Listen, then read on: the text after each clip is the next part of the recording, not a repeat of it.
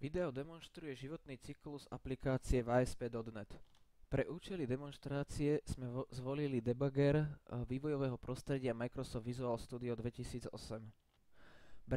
Breakpointy sme pripojili na obslužné metódy HTTP modulu,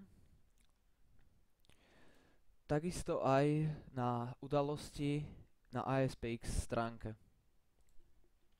Po spustení aplikácie sa jej vykonávanie zastaví na prvej udalosti, ktorá bude vyvolaná.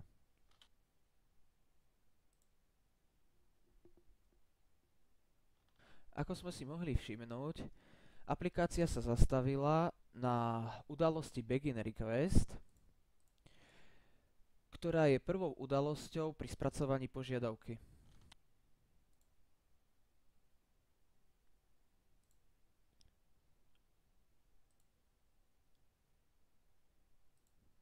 Postupne sa vykonávajú ďalšie udalosti.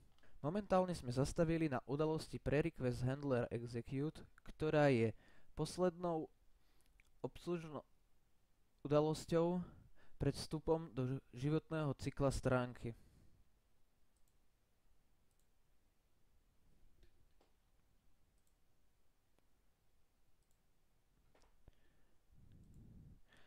Postupne sa vykonávajú udalosti ASPX stránky.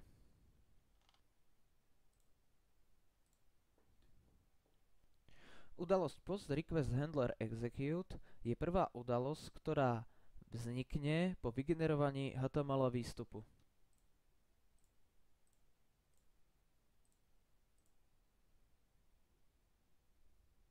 Po poslednej udalosti nRequest sa nám požadovaná stránka zobrazí v prehliadači.